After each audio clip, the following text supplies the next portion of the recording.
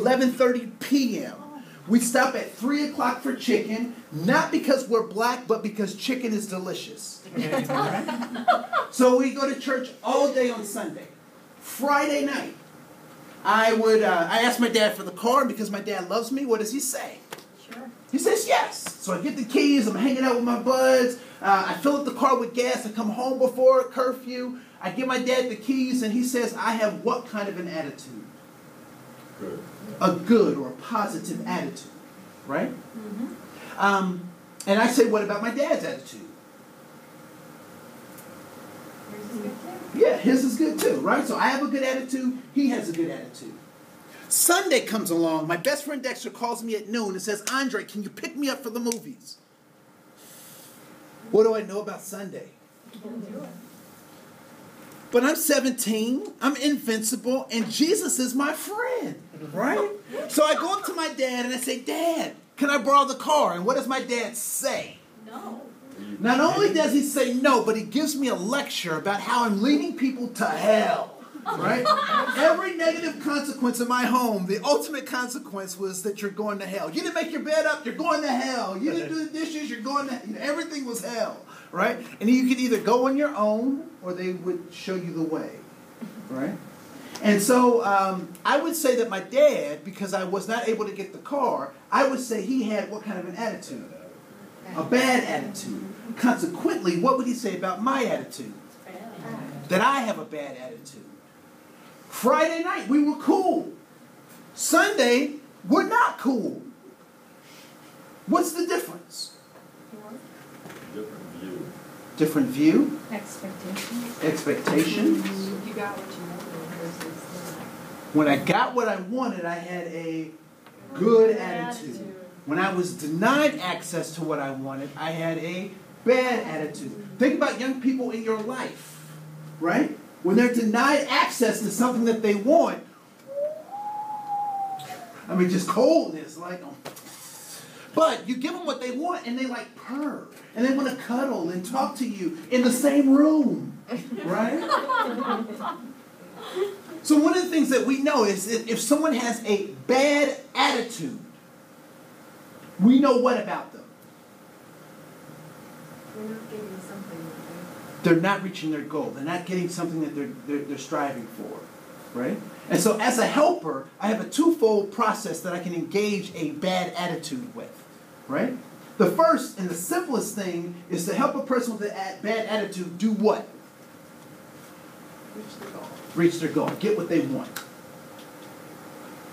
The second thing that I can do with a person with a bad attitude who can't, and maybe they don't have the resources, I don't have the resources, it's outside of my policies, procedures to be able to help them, but what can I do for them if I can't help them reach their goal? Listen. What's that? Listen to them? Okay, yeah, I can listen to them. But I want movement. Sometimes listening doesn't necessarily equate with movement. So how do I help them move? Make new goals. I make new goals for them. Help them. If I make new goals for them, what happens? They're your goals, not theirs. They're my goals, not theirs, which means they're not going to move. Help them to make new goals. But help them create their own new goals, right? Mm-hmm. And so then we get a change in attitude, a change in behavior. We get people who are motivated to do things, right? In terms of micro-inequities or microaggressions, they stimulate people's bad attitudes by slowly denying them access to the things that they want. All right? So one of the things that people want is significance. Microinequities whittles away at people's significance, right? So an example of a microinequity might be, we all know that the meeting starts at 7 o'clock, but most of us get here a little early, so we start the meeting at 10 to 7. And then the person that comes in at 7 o'clock is what? They're late. They're left out, right? Diminishing someone's significance. People also want a sense of belonging. I mean, Alfred Adler says these three things, right? So people want a sense of belonging. And, you know, even the most and it's so funny, when I taught high school, all the loner kids hung out together. It just freaked me out, right? I'm a loner. Okay. Where are you going to be? Over with Jeff. Right? So all the loner kids sat together, right? All the folks who had similar things wanted to find connections with someone.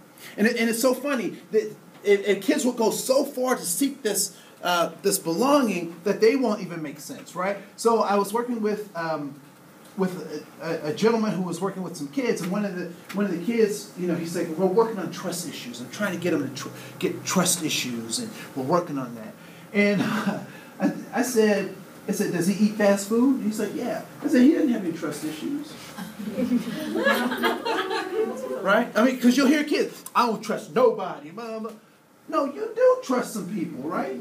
You eat fast food. You don't watch the whole process, right? So let's be clear about who you don't trust, because then we can work on that other stuff. But you don't have a trust issue, right?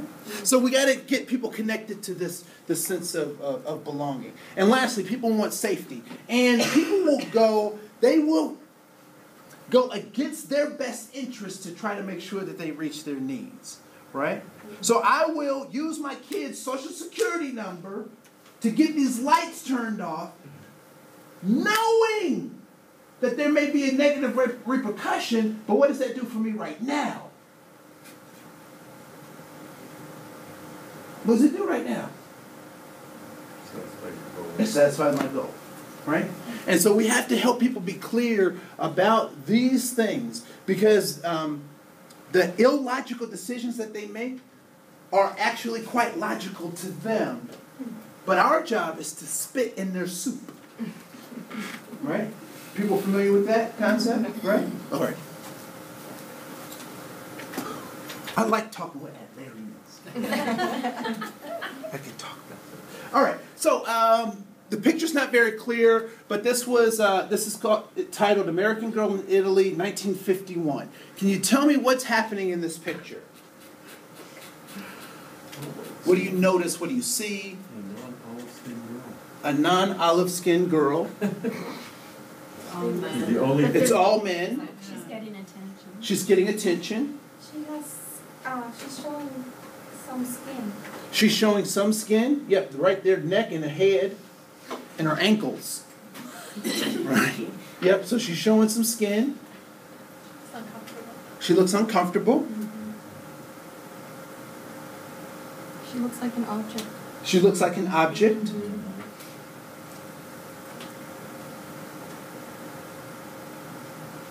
Threatening. The situation looks threatening. People are watching from all the way down. It looks like people are watching from all the way down the block, right? What is the dude behind her doing? Like the Like he's trying to... Which dude? This dude right here? It looks like he's doing a baby, come on, Jersey Shore. I mean, I'm sorry, no, right? So she's on.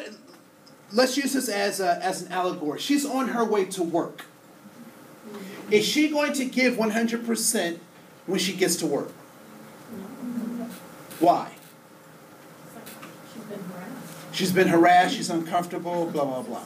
So let's say she's able to give 80% at work.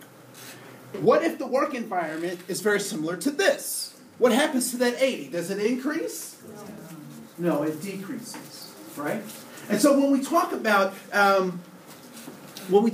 the effects of microinequities, what we're actually talking about is an atmosphere that gets created that makes creativity, drive, and desire diminish. All right? So, let me get my workout today.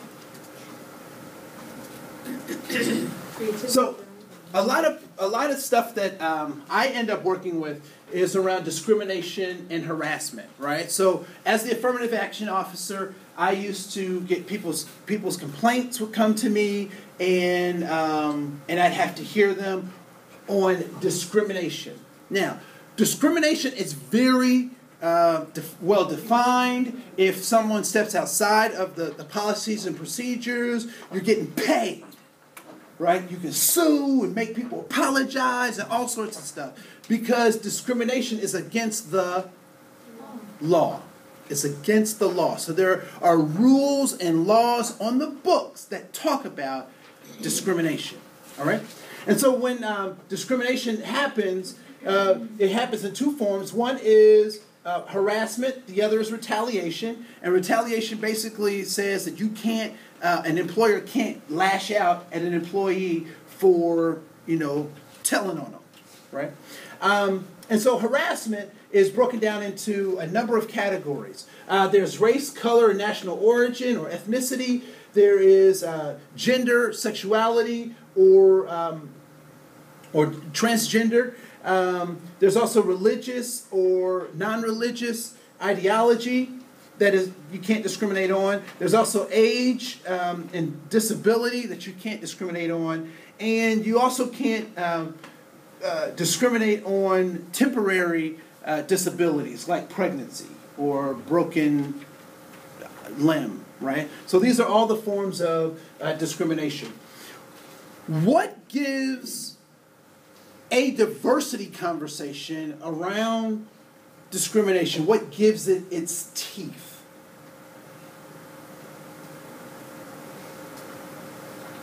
Because we said there were laws, but what gives the laws their power?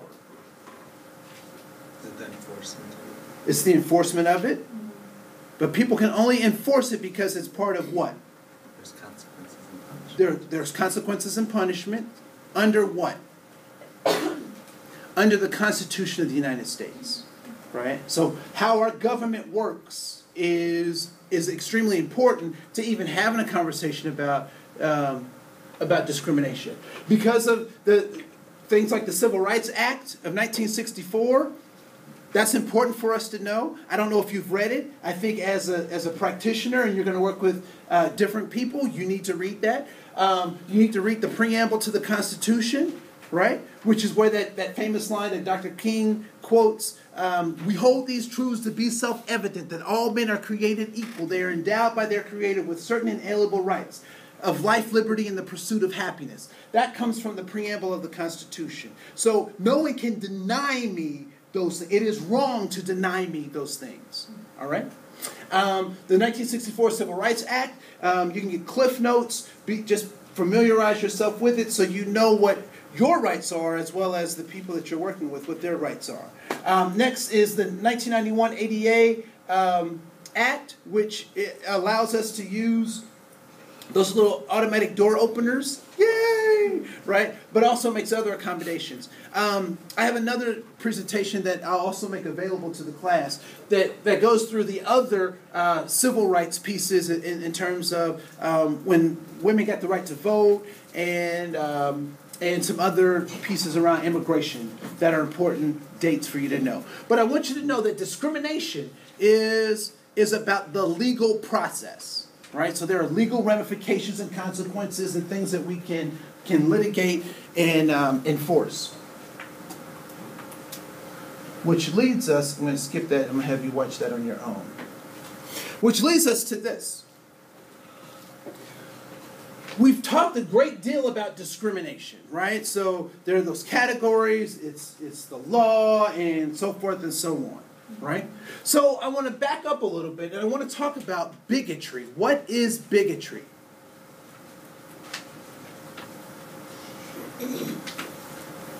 Has anyone known a bigot? Seen one on TV? What is bigotry? All in the family? Okay. Yeah, a lot of people don't know what All in the Family is. So can you tell us a little bit about All in the Family? We both just dated ourselves because Okay. Archie Bunker. Okay. So every racial epithet you could think of. Okay. And just stupid comments. So Archie Bunker was he would make middle class. white middle class. laborer, Yeah. Blue collar worker. blue collar worker, Yeah. that would make crazy comments. Yeah. Yeah. Rude comments. Rude about comments. other races and women. And his daughter was completely opposite. Okay, so his daughter was completely opposite. All right, other folks.